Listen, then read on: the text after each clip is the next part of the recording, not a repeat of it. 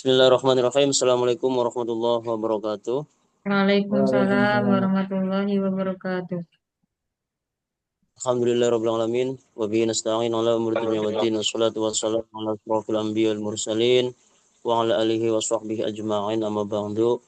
Puji syukur alhamdulillah pada sore atau malam hari ini kita masih diberi kesehatan dan kesempatan sehingga bisa berkumpul dalam media Zoom, yaitu untuk menunaikan tugas mata kuliah fikih dengan dosen pengampu Ibu Afwah Mumtazah, yaitu untuk tugas pekan yang ke-8, yaitu tentang zakat, emas, perak, dan uang. Baik, langsung saja. Zakat merupakan salah satu dari 5 rukun Islam yang memiliki fungsi sosial dan spiritual sangat penting. Secara bahasa, zakat berarti bersih, suci, tumbuh, dan berkah. Sedangkan secara istilah, zakat adalah sejumlah harta tertentu yang wajib dikeluarkan oleh seorang muslim yang telah memenuhi syarat atau nisab dan haul, untuk diberikan kepada orang-orang yang berhak menerimanya, atau disebut juga asnaf. Dalam kehidupan modern, harta kekayaan tidak hanya berbentuk barang-barang fisik seperti ternak atau hasil pertanian, tetapi juga berupa logam mulia seperti emas, perak, serta uang tunai yang menjadi alat transaksi utama. Oleh karena itu, memahami zakat emas, perak, dan uang menjadi penting agar seseorang muslim dapat menunaikan kewajiban zakat dengan benar sesuai tuntutan syariat Islam. Selanjutnya akan lebih dalam dibahas oleh teman kita, yaitu dari kelompok 8 tadi. Saya sendiri tadi Muhammad Fauzi, ada Ibu Nenia Al-Wahidah, dan juga ada Bapak Yuda Fajar Al-Mukhlis. Mangga untuk penjelasan lebih lanjutnya akan disampaikan oleh Ibu dulu, Ibu Nenia. Kepada Nyonya dipersilakan. Terima kasih Pak. Saya melanjutkan dari Bapak Fauzi. Di sini saya akan membahas dasar hukum zakat emas dan perak. Zakat emas dan perak telah disyariatkan dalam Al-Quran, hadis, dan ijma ulama. Yang pertama di surat Quran surat At-Taubah yang berbunyi, Ya ayyuhalladzina amanu inna katsiran minal ahbari war ruhbani liya'kuluna amwalan nasi bil batili wa yasudduna an sabilillah walladzina yaknizuna adh-dhahaba wal fiddata wa la yunfiqunaha fi sabilillah fabashshirhum bi'adzabin alim. Yang artinya, wahai orang-orang yang beriman, sesungguhnya banyak dari orang-orang alim yaitu Yahudi dan rohib-rohib Nasrani memakan harta orang dengan cara yang batil dan mereka menghalangi dari jalan Allah dan orang-orang yang menyimpan emas dan perak dan tidak menafkahkannya di jalan Allah, maka beritahukanlah kepada mereka bahwa mereka akan mendapat azab yang pedih. Dasar hukum yang kedua di hadis Nabi Shallallahu Alaihi Wasallam yang artinya tidak ada kewajiban zakat atas emas yang kurang dari 20 dinar. Apabila telah mencapai 20 dinar, maka wajib zakatnya setengah dinar. Hadis riwayat Abu Dawud dan Al-Baihaqi. Para ulama sepakat bahwa emas dan perak wajib dizakati jika telah mencapai nisab dan telah dimiliki selama 1 tahun. Pembahasan yang kedua yaitu ketentuan zakat emas. Nisab atau batas minimal wajib zakat yaitu 85 gram emas murni. Kadar zakatnya 2,5%. Syaratnya emas. Yang pertama syaratnya emas dimiliki penuh oleh seseorang. Yang kedua telah mencapai nisab, yaitu 85 gram emas.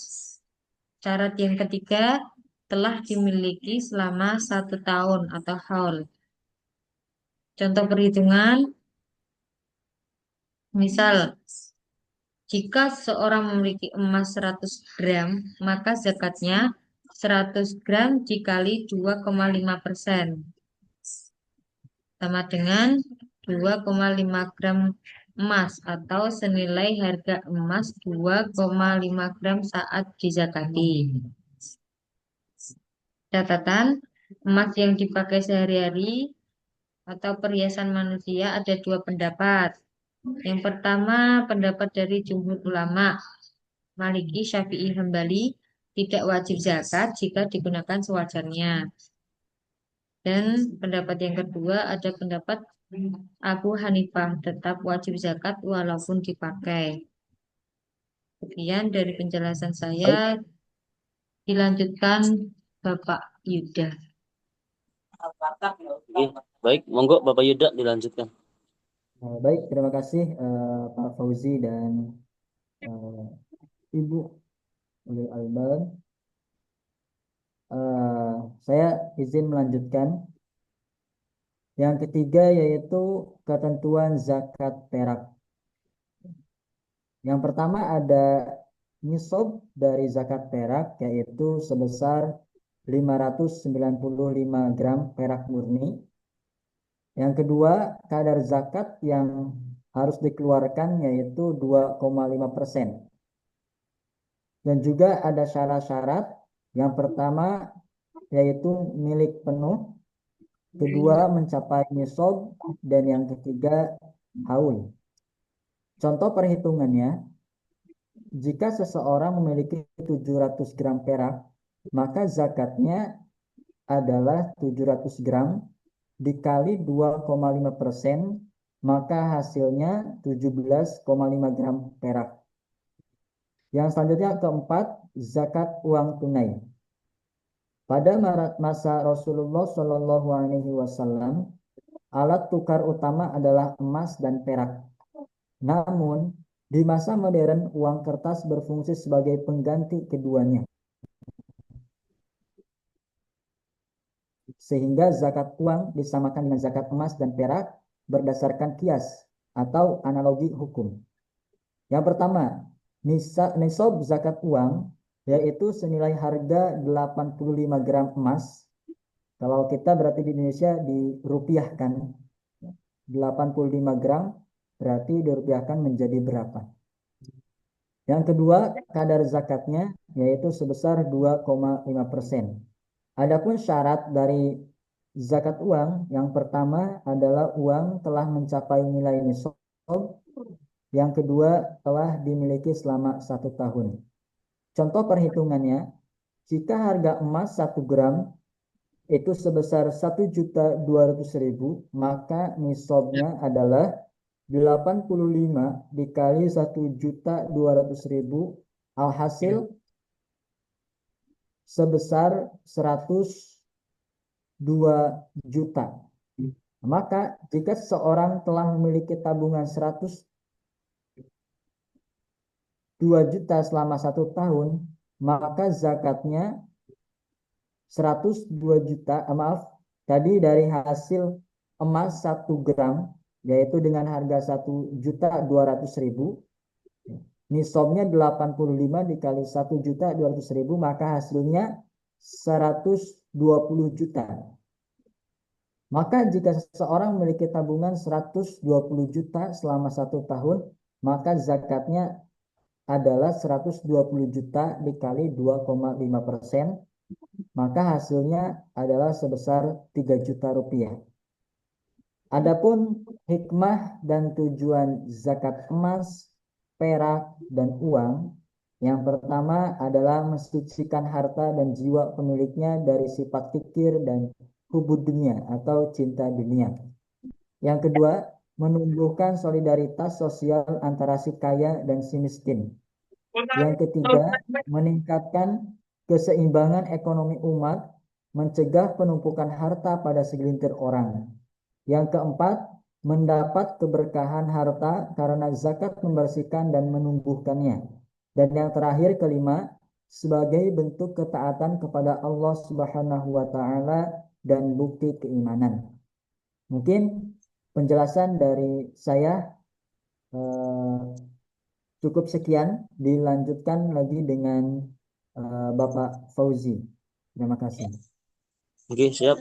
Disampaikan terima kasih pada Ibu Hunenia dan Bapak Yuda.